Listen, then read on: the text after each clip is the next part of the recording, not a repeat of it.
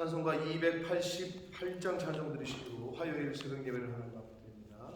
288장 찬송 드립니다. 옛날 찬송가는 204장입니다.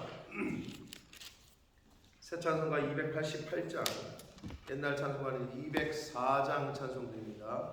예수는 나의 구주 삼고 성령과 피로써 거듭나니 이 세상에서 내 영혼이 하늘의 영광 누리도다.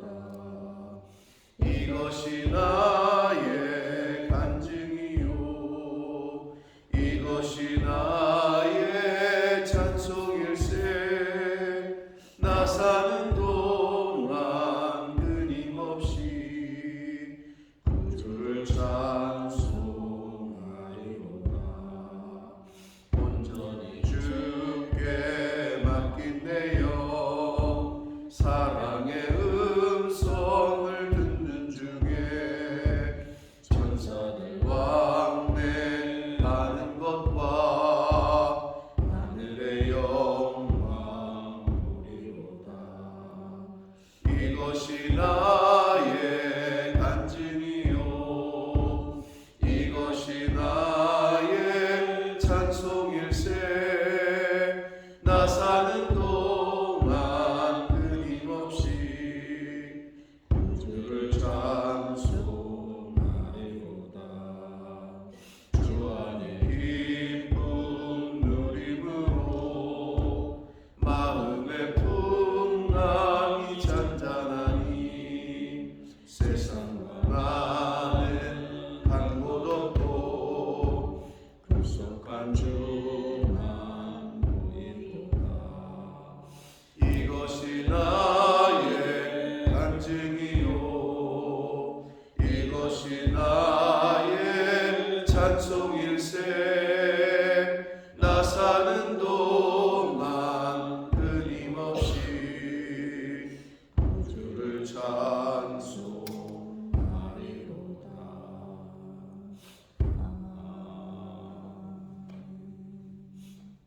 전능하사 천지를 만드신 하나님 아버지를 내가 믿사오며 그 외아들 우리 주 예수 그리스도를 믿사오니 이는 성령으로 잉태하사 동정녀 마리아에게 낳으시고 본디오 빌라도에게 고난을 받으사 십자가에 못 박혀 죽으시고 장사한 지 사흘 만에 죽은 자 가운데서 다시 살아나시며 하늘에 오르사 전능하신 하나님 우편에 앉아 계시다가 정의로서 산 자와 죽은 자를 심판하러 오시리라.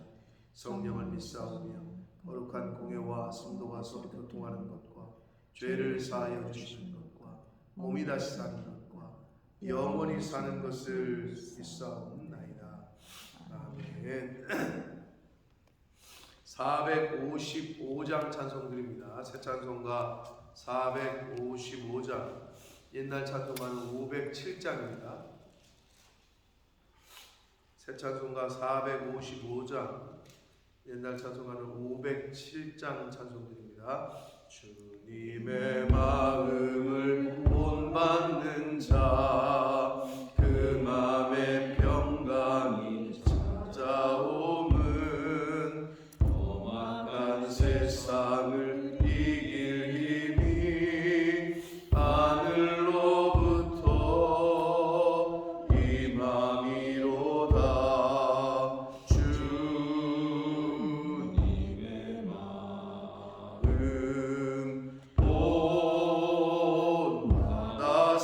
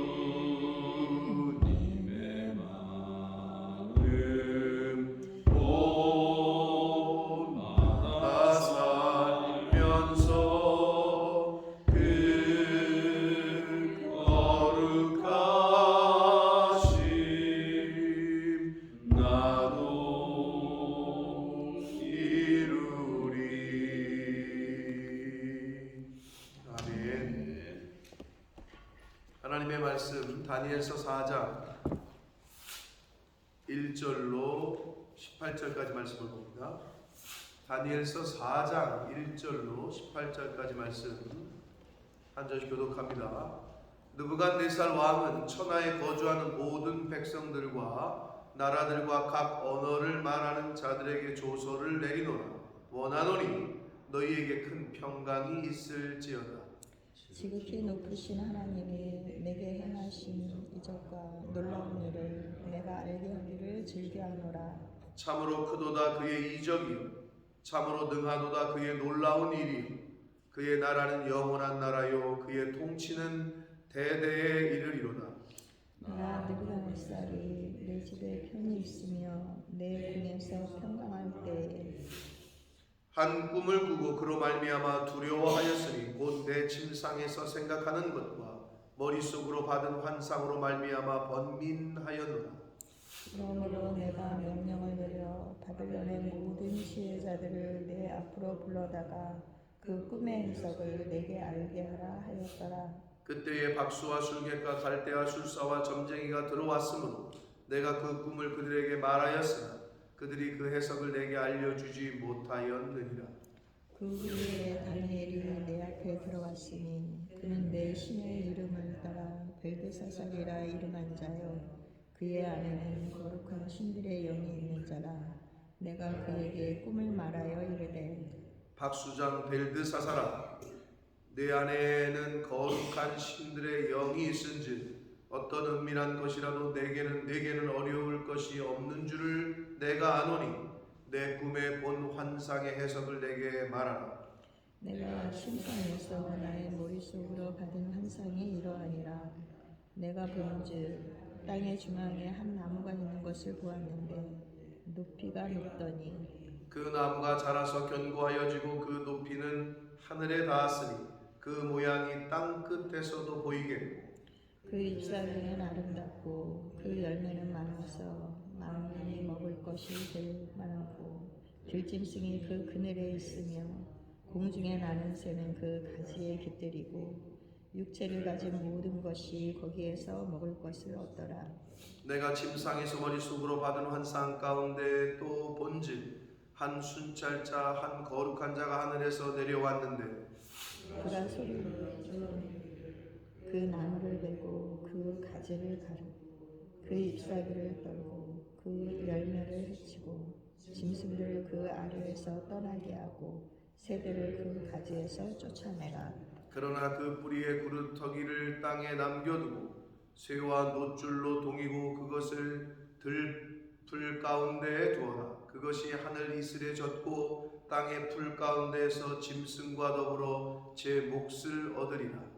또 그 마음은 변하여 사람의 마음 같지 아니하고 짐승의 마음을 받아 7대를 지내리라. 이는 순찰자들의 명령대로 거룩한 자들의 말대로이니 지극히 높으신 이가 사람의 나라를 다스리시며 자기의 뜻대로 그것을 누구에게든지 주시며 또 지극히 전한 자를 그 위에 세우는 줄을 사람들이 알게 하려 함이라 하였느니라. 나 느부갓네살 왕이 이 꿈을 꾸었더니 너 벨드살살아 그 해석을 밝히 말하라. 내 나라 모든 지혜자가 능히 내게 그 해석을 알게 하지 못하였으나 오직 너는 능히 하리니 이는 거룩한 신들의 영이 내 안에 있으니. 아멘. 살아계신 하나님 아버지 감사와 찬송과 영광을 올려드립니다. 오늘도 새날을 주시고 생명을 주시고 하나님의 거룩한 은혜의 보좌 앞 아버지의 집으로 주님의 몸된 교회로 저희들을 불러주시고 인도해 주셔서 하루를 시작하며 하나님 앞에 예배드리며 기도를 올려드리며 찬송을 드리며 말씀을 전하고 듣는 이 복된 자리로 저희를 불러주시니 감사합니다. 아버지 하나님 오늘 하루 새로운 한 날을 주셨으니 오늘 주시는 새 영혼 진리의 영혼 말씀으로 오늘 하루를 살아가되 나에게 주시는 그 말씀을 이루어드리는 그런 복된 한 날이 되도록 또 내 안에 있는 옛사람을 버려야 할 것, 끊어버려야 할 것, 죽여야 할 것을 죽이고 끊고 버릴 수 있는 그런 한 날을 살도록 주여 은혜 내려 주옵소서. 아멘. 이 시간 성령 하나님 한 심령들의 그 마음과 귀를 열어주셔서 온전히 하나님의 말씀을 들을 때에 천래의 음성으로 아버지의 말씀으로 듣는 제가 되게 해주시고 저희들 모두가 되게 하여 주옵소서. 아멘. 예수 그리스도 이름으로 축복하며 기도 올리옵나이다. 아멘. 아멘. 자, 어제 그 말씀 영상을 통해서 말씀을 잘 듣고 되새김질 하신 분들은 어제 그 말씀 다니엘의 그 세 친구들이 결국에는 풀무불 사건을 통과하고 나서 이전보다 더욱더 높아진 느부갓네살 왕이 그 풀무불 가운데에 역사하시는 하나님을 경험하고 사드락과 메삭과 아벳느고를 더욱더 높였더라 라고 하는 결과로 그 풀무불 사건이 끝나는 것을 우리 3장 마지막 장을 통해서 보셨을 겁니다. 인생 가운데 누구에게나 풀무불이 있습니다. 인생을 살다 보면. 근데 그 풀무불 앞에서 어떤 태도를 취하느냐, 이건 각 사람마다 다르고 준비된 믿음의 분량에 따라 다릅니다. 사건이 터졌을 때 신세 한탄하고 다른 사람 원망하고 자기 팔자 타령하고, 근데 이게 세상 사람들만 아니라 교회 다니는 사람들까지 그래요. 어떤 경우는 교회를 탓하고 목회자를 탓하고 성도를, 옆에 있는 이웃들을 탓하고 심지어 남편과 아내를 탓하고 자식들 탓까지 합니다. 하나님의 말씀이 충만하지 않게 되면, 쉽게 말하면 은혜가 떨어지면 사람은 부정적이게 되고 원망하게 되고 불평하게 되고, 그게 은혜가 떨어진 사람의 특징입니다. 그리고 다른 사람을 힘들게 돼요. 근데 은혜가 충만하고 하나님의 영이 충만한 사람은 어떤 환경이 와도 좋을 때는 따질 거 없어요. 좋을 때는 믿음이 있는 사람이나 없는 사람이나, 말씀이 충만한 사람이나 그렇지 않은 사람이나 잘 구별이 안 돼요. 좋았을 때, 한마디로 좋은 일이 있을 때. 그러나 풀무불로 대변되는 어려운 일, 풀무불과 같은 사건이 앞에 놓이면 이제 그때 판가름이 나는 거죠. 학생들을 왜 시험을 봅니까? 분별하려고, 변별하려고, 구별하라고 하는 거 아니에요? 그래야 누가 평소에 열심히 공부하고 있는지, 누가 학교에서 다 듣고 있는 것 같은데 열심히 잘 따라왔는지를 구별할 거 아니에요? 하나님 입장에서도 똑같지 않을까요? 테스트를 해봐야 그래야 알 거 아니에요? 그래서 풀무불 사건은 그러므로 어떤 사건이에요? 좋은 사건이지. 시험을 봐야, 시험을 좋아하는 학생들이 있죠. 누가? 앞에서 장학금 타는 애들, 1, 2등 하는 애들은 시험 보는 걸 좋아해요. 시험 보는 거 좋아해 보신 적 있죠? 저도 있었어요. 시험 본다는데 왜 안 보시는 거야? 시험을 봤으면 좋겠는데. 내가 그렇게 단어를 열심히 외웠는데 보고 싶은데 교수님이 잊어버리고 안 보면은 막 속상한 거예요. 입에서 여기 교수님 오늘 시험 본다 그랬는데요, 말이 여기까지 나오는데 또 옆에 있는 친구들을 봐서 그 말은 참아 못하겠고, 내가 열심히 준비하면 보고 싶다. 자, 풀무불 사건은 결국은 그러므로 다니엘의 세 친구의 사건을 통해서도 볼 수 있듯이 결론적으로 하나님께서 그 다니엘의 세 친구들을 더욱 높이시는, 그 이전에 하나님의 이름이 높아지고 그 세 친구도 사드락과 메삭과 아벳느고도 더욱더 높아지는 그러한 과정이었다. 여러분 앞에 놓인 풀무불이 있습니까? 그것을 믿음으로 잘 분별하시고 다른 것이 아니라 믿음으로 잘 판단하고 말씀으로 잘 분별하셔서 나에게 하나님께서 최고로 좋은 것을 주실 줄 믿고 그 인생 가운데 만나는 사건들을 대하는 저와 여러분 되시길 축복합니다. 아멘. 자, 4장에서는 장면이 전환됩니다.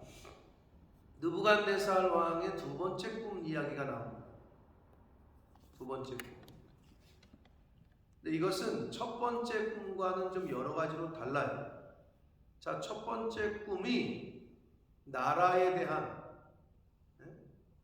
그 금신상 꿈은 바벨론 제국을 비롯해서 메데파사, 헬라, 로마, 분열된 로마 이 나라의 앞으로에 되어질 그 나라의 흥망성쇠들을 예언한 꿈이었다면 두 번째 꿈인 첫 번째 꿈 큰 신상, 두 번째 꿈 제목을 뭘로 할까요?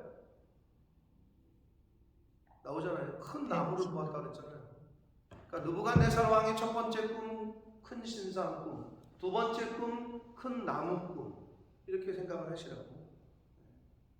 그러면 이 큰 나무 꿈은 지극히 개인적인 거예요. 느부갓네살 왕의 개인에게 해당되는 꿈의 내용이었어요. 그런 차이가 있다는 거예요.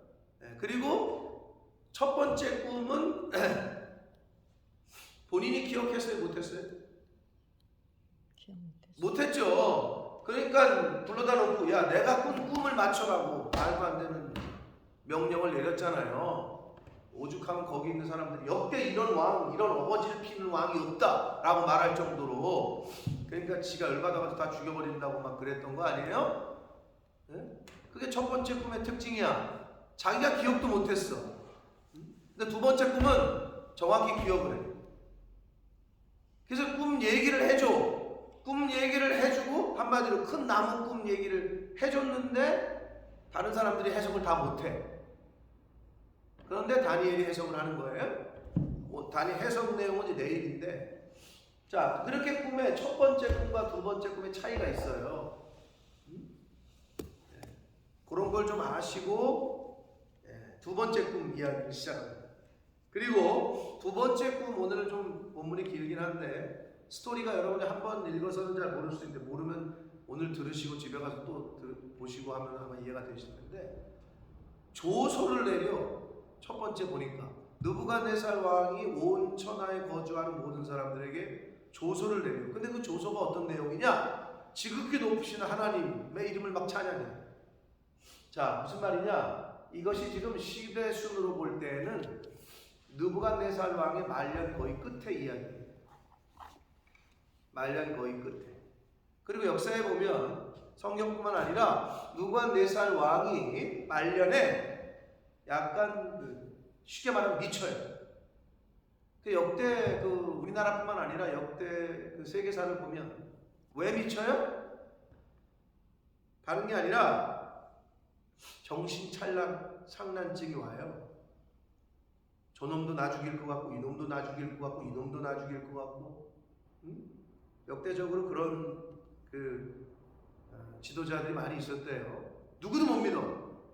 자 그러면서 성경에 나오는 대로 짐승과 같은 생활을 해요. 이 느부갓네살 왕이. 근데 성경뿐만 아니라 세계사의 기록에서도 찾아볼 수 있다고 하는데 그래서 일명 느부갓네살 왕이 겪은 자신을 짐승처럼 여기는 그게 의학적인 용어로 이렇답니다. 인사니아 조아트로피카. 우리 유난이가 왔어야 이걸 물어보는데 유난이는 알 것 같은데 인사니아 노아트로피카라는 병이 있대요. 이 병이 뭐냐? 자신을 짐승으로 여기는 거야. 그래서 머리도 안 자르고 손톱 발톱도 안 자르고 기어다니면서 풀 뜯어먹고 짐승처럼 행동하고 쉽게 말하면 늑대 인간병. 자신을 그렇게 착각하는 거야. 자신을 짐승으로 착각하는 병이 의학 용어로 그렇게 아까 제가 불러드린 대로 인사니아 조아트로피카, 늑대인간 정신분열 착란증, 한마디로 이런 병이 있답니다. 그래서 느부갓네살 왕이 그 병을 앓은 것이 아니냐, 이렇게 이제 생각을 합니다. 그래서 성경뿐만 아니라 역대의 세계사 역사 가운데에서도 이 바벨론 제국의 이 느부갓네살 왕이 말년에, 통치 말년에 이런 병, 정신병을 앓은 것으로 기록이 되는데, 자, 그러고 나서 다시 하나님이 은혜를 주셔요. 회복을 해. 그러고 나서 조소를 내렸어.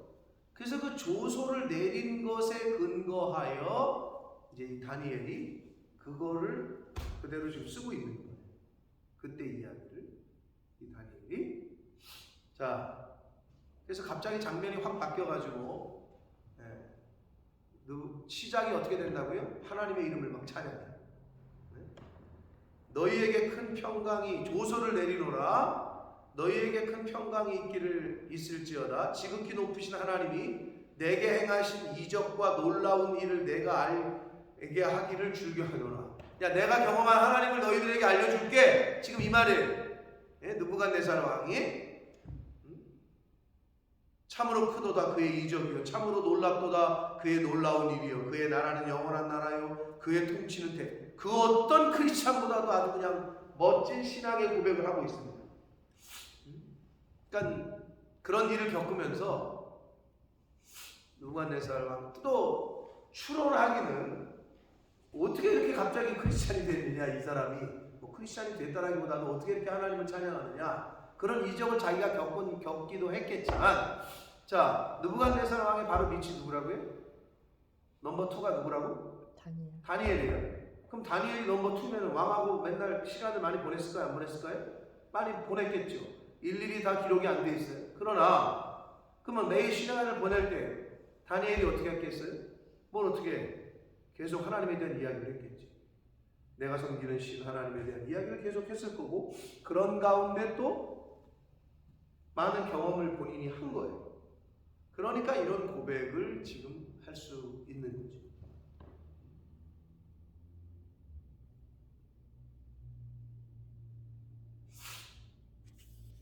거죠. 사실은 여러분 집안 가운데 안 믿는 사람 있어요? 근데 내 동서야? 형님이야? 근데 믿는 며느리가 들어갔어? 근데 안 믿는 동서나 형님이 있어? 근데 죽을 때까지 그 사람에게 복음을 못 전했다. 그럼 그 사람 책임이야. 아니, 자기 동서에게, 자기 형님에게, 또는 자기 남편에게 안전하면 어떡할 거예요? 그 누구보다도 자기 자식에게, 자기 부모에게 1순위지. 땅끝, 그게 땅끝이요. 땅끝까지 이르러 자꾸 아프리카 가서 선교하려고 그러지 말고 옆에 있는 분을 선교하라니까. 내 집안에 있는 분을. 근데 그게 왜 어려워요? 집안에 있는 사람은 나를 너무 잘 알아. 저거 교회 다닌다고 하는데, 저거 권사했는데, 저거 집사했는데, 아유 저 성질 봐. 이걸 너무 잘 알아, 집안 사람들은. 그러니까 전도하기가 되게 힘들어. 근데 이제 바깥에서 어때요? 날 모르잖아. 아주 고결하게, 아주 안 그런 척 할 수 있기가 쉽잖아요. 그래서 어려운 거예요. 그래서 집안 사람, 특히 나를 너무 잘 아는 내 남편, 내 아내, 내 자식, 내 부모 하기가 어려워. 왜 선지자가 고향에서 대접받기가 어렵다고요? 뭐요?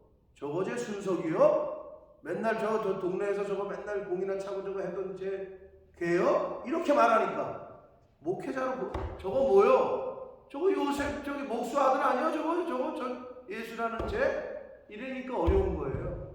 그것처럼. 그러니 얼마나 자기 자신을 죽여야 되겠어요. 동서들한테, 형님들한테 얼마나 내 옛사람이 드러나지 않게 해야 되겠어요. 그러니까 쉽지 않아요. 가까운 사이일수. 그래서 누가 그러더라고요. 사모님이 설교에 은혜 받으면 그날 설교는 다 은혜 받는 거야. 누가 그러더라고. 가장 가까이에 있는 그 사람이 너무 잘 알고 있기 때문에. 우리의 이중성이 가장 드러나기 쉬운 데가 최측근이기 때문에.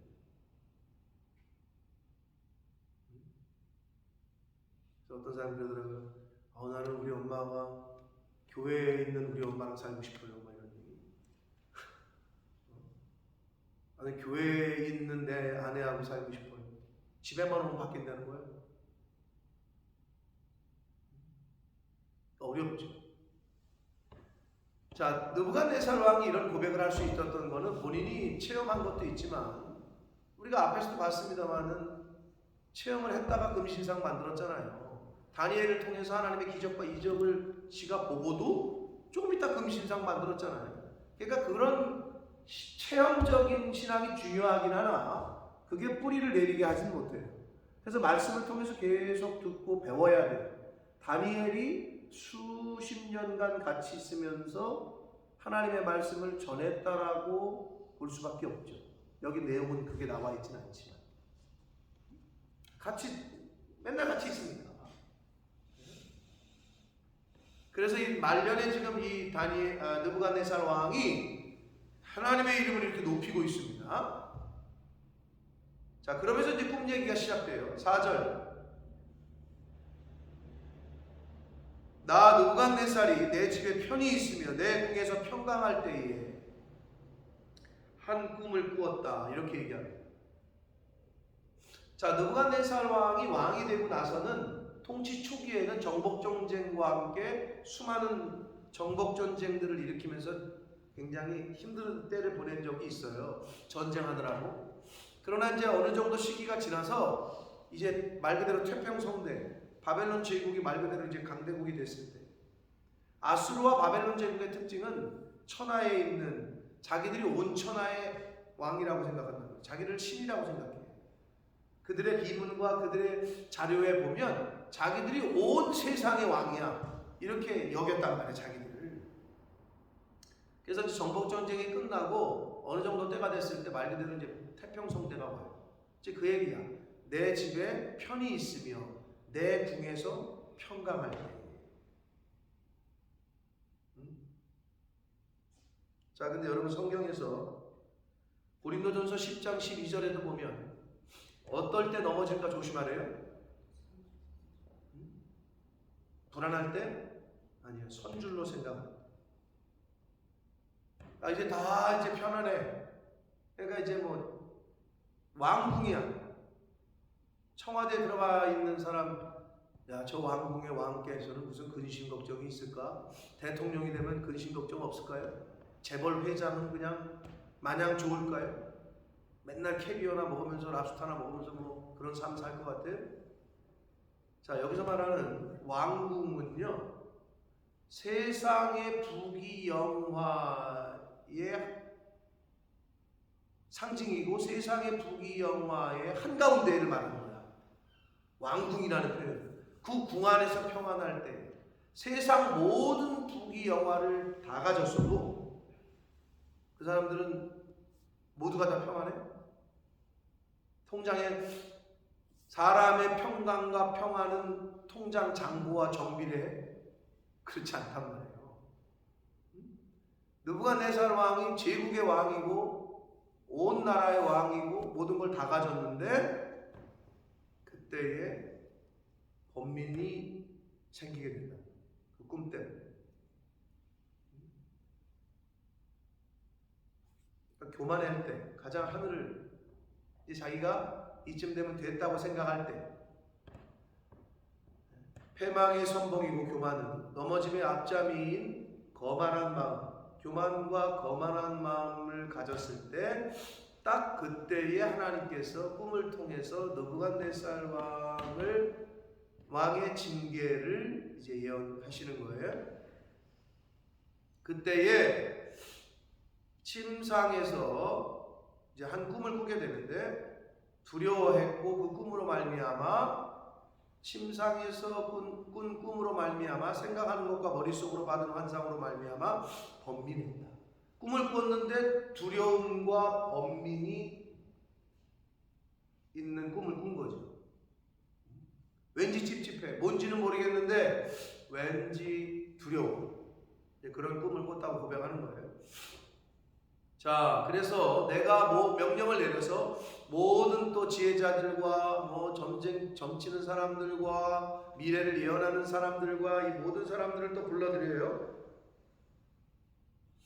그래서 이번에는 친절하게 왕이 꿈까지 얘기를 해. 큰 나무 꾼 거를 얘기를 합니다. 그런데 아무도 해석을 못하네 또. 그래서 결국은 믿을 건 다니엘밖에 없다고 당시의 박수장이라고 표현하는데, 이거는 그 당시에는 그 하늘을 연구하는 사람들, 천문학자라고 얘기할 수 있습니다만은 점성술사 또는 미래를 예측하는 지혜자들, 흔히 말하면 동방박사, 신약에 이런 것처럼 그 당시에는 그런 사람들이 굉장히 대우를 받고 있을 때야. 그들 중에 우두머리였다는 거죠, 다니엘이. 근데 다니엘이 거룩한 신들의 영이 있는 자라는 거를 이 느부갓네살이 그렇게 표현을 해요. 근데 여기서 좀 재미난 그 표현이 있죠. 거룩한 신들의 영이라고. 그러니까 느부갓네살 왕이 하나님에 대해서는 다니엘에게 듣고 경험을 했는데, 당시의 모든 당시의 모든 그쪽 지방의 모든 사람들의 생각은 말 그대로 다신론이야. 이 나라에도 이 신이 있고 저 나라에는 이 신이 있고 또 이 신이 있고 그 신이 있고 다신론이었다고. 그러니까 유일신 사상은 말 그대로 이스라엘 백성들, 말씀을 통한 이스라엘 백성들의 밖에 없는 건데 다신론을 갖고 있었던 거지. 그러니까 느부갓네살 왕이 유일신 하나님만 섬긴 게 아니라, 야, 나도 신이 있지만 네 신이 더 세다야, 네 신이 더 강한 것 같다야, 이런 의미에서 하나님을 받아들이고 있던 거죠. 그것을 엿볼 수 있는 게 거룩한 신들의 이 복수 형태를 쓰고 있다는 거예요. 그러니까 다니엘의 하나님을 유일신 하나님으로 인정하지는 않은 거예요. 그러니까 다신론 사상이 있던 거죠, 느부갓네살이. 그러니까 온전한 신앙은 아니었던 거지. 그래서 이제 다니엘에게는 힘이 센 하여튼 그런 신들이 있다는 거를 알았던 거죠. 그래서 벨드사살, 다니엘의 이름이죠.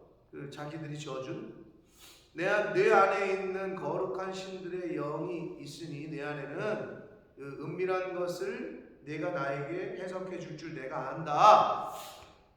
그러니 내가 꾼 꿈과 환상을 좀 얘기해 달라. 그러면서 얘기를 쭉 해요. 자신의 꿈꾼 얘기를. 땅의 중앙에 한 나무, 큰 나무, 세상의 중심이었죠, 바벨론이 그 당시에.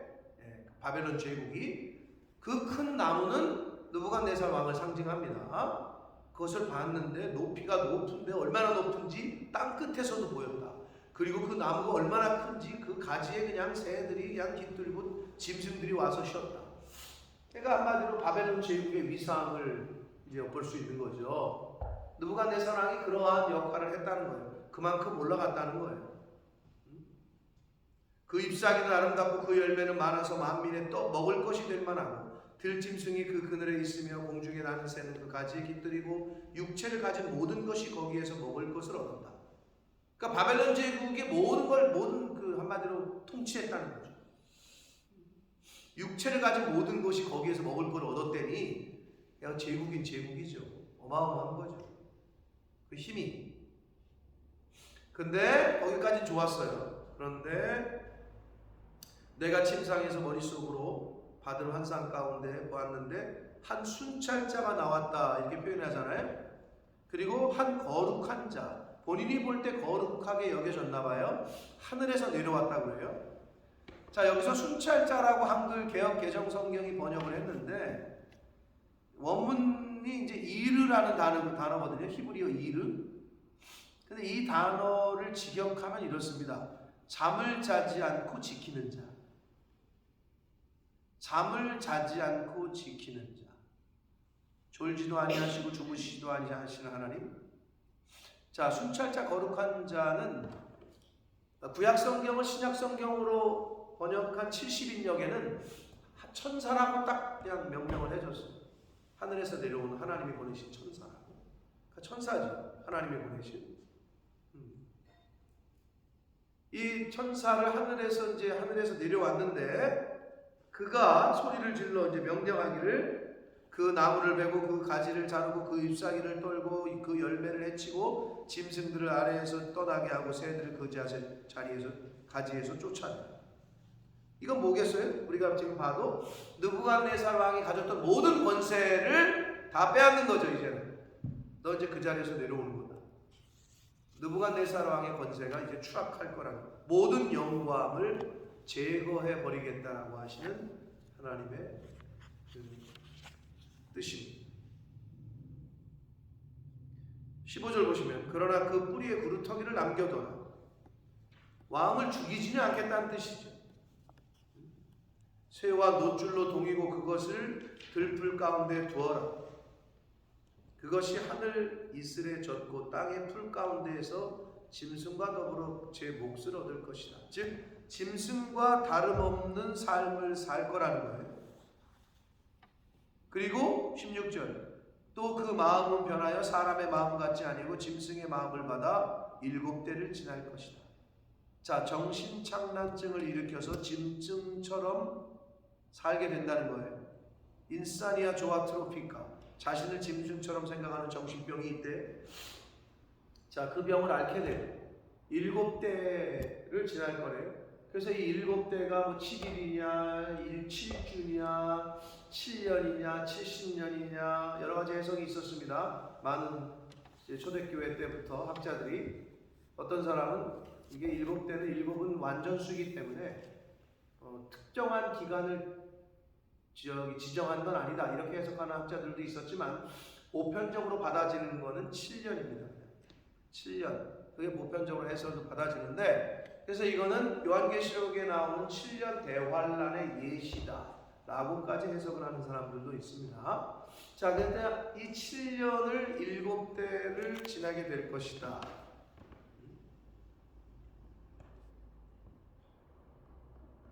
그래서 실제로 이제 뒤에 보면 나와요.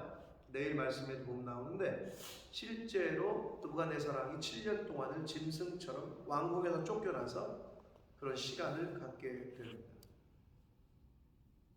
17절 이는 순찰자의 명령대로 거룩한 자들의 말대로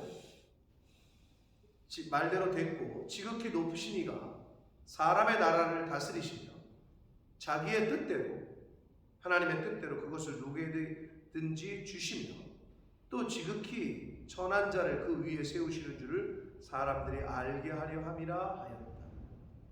그러니까 이건 지금 느부갓네살 왕의 경험한 거를 토대로 다니엘을 쓴 거기 때문에 이런 고백을 했다는 거예요. 느부갓네살 왕이 하나님의 절대 주권을 지금 고백하고 인정하는 느부갓네살 왕의 모습입니다.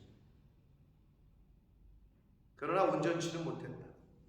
다신론 가운데에 하나님, 여러 신들 가운데 하나님 이런 생각이 있었기 때문에 온전한 그 신앙과는 아니었다. 그러나 하나님의 절대 주권을 인정하는 고백을 드렸어요.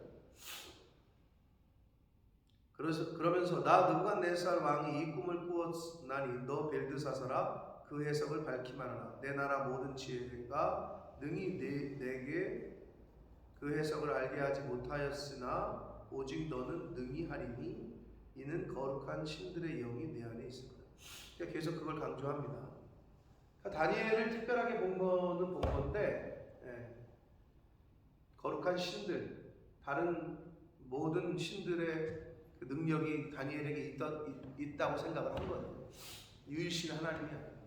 자, 그럼에도 불구하고 본인이 그런 경험하고 한 것에 대한 이야기를 통해서 조서도 내리게 하고 명령도 내리게 하고 한 이야기를 지금 18절까지 보았습니다. 자, 오늘 본문에서 우리가 몇 가지 이제 생각해 볼 수 있는 건, 자, 느부갓네살 왕, 그 악한 왕이었죠. 자기 멋대로 많은 사람의 목숨을 그냥 파리 목숨처럼 여기는 이런 악한 왕이었으나 그래도 변하긴 변했어요. 이 글에 보면 하나님을 찬양하고 하나님의 절대 주권을 인정하고 하는 모습으로 좀 변함이 있었어요. 여러분, 사람을 변화시키는 것은 하나님의 말씀뿐이 없습니다. 하나님의 말씀만이, 하나님의 성령만이 사람을 변화시킬 수 있다. 여러분 스스로도 자기 자신의 그런 경험이 있으신 분들은, 저는 그래요.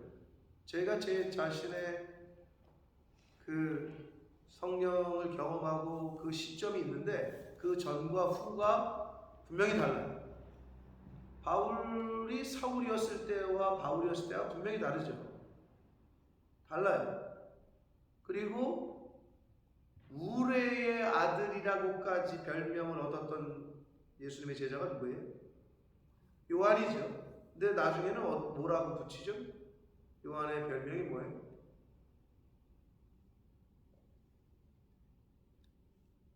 사랑의 사도 아니에요.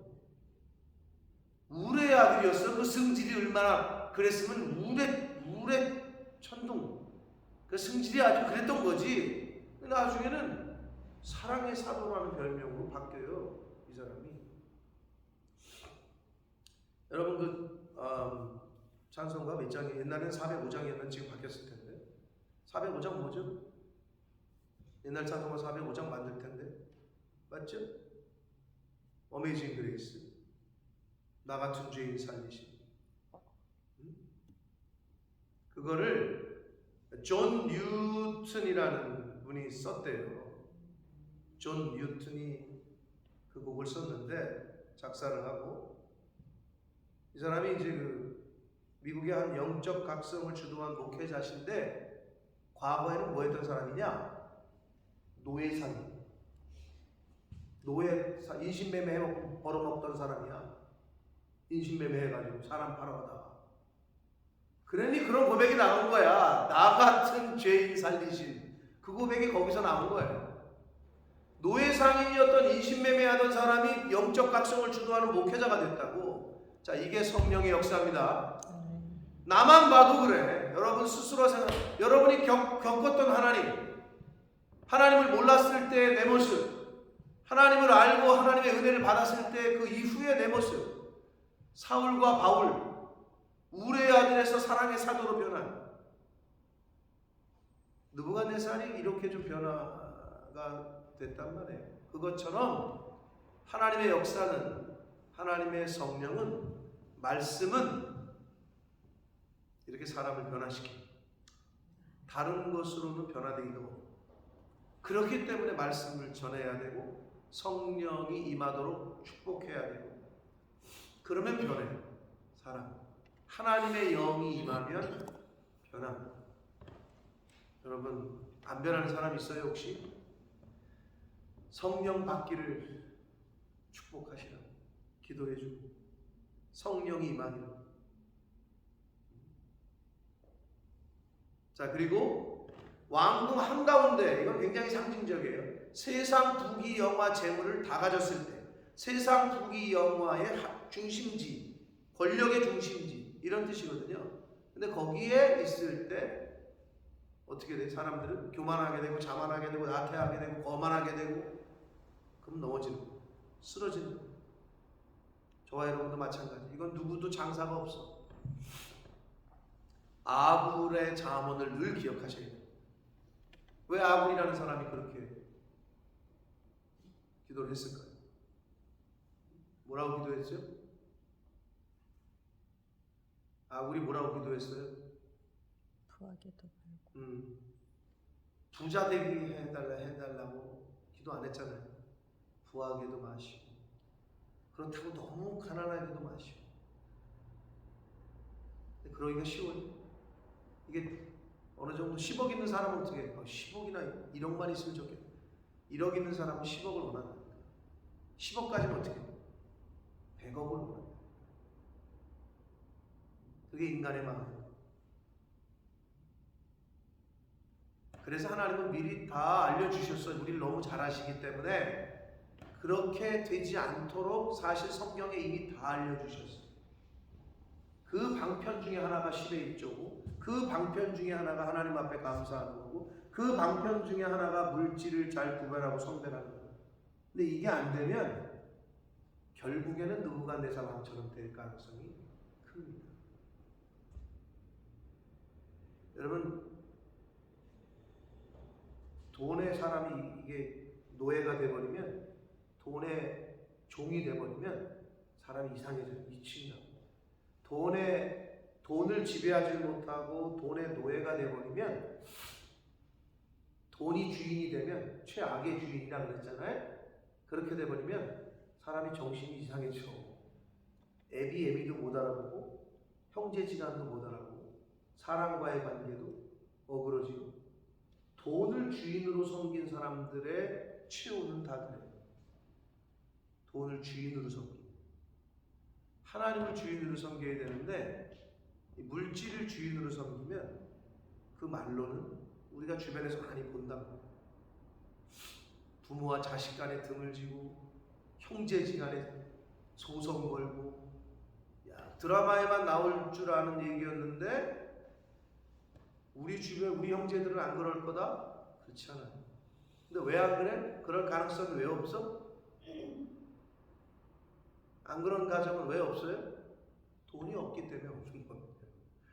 네? 쌓을 재산이 없으면 오히려 그게 감사한 거예요. 근데 재산이 많잖아요? 그러면 그게 사단이 틈을 타게 돼요. 그런 걸 우리 주변에서 많이 봅니다. 자, 그리고 세상의 역사, 그리고 각 사람의 생사 화복은 하나님의 절대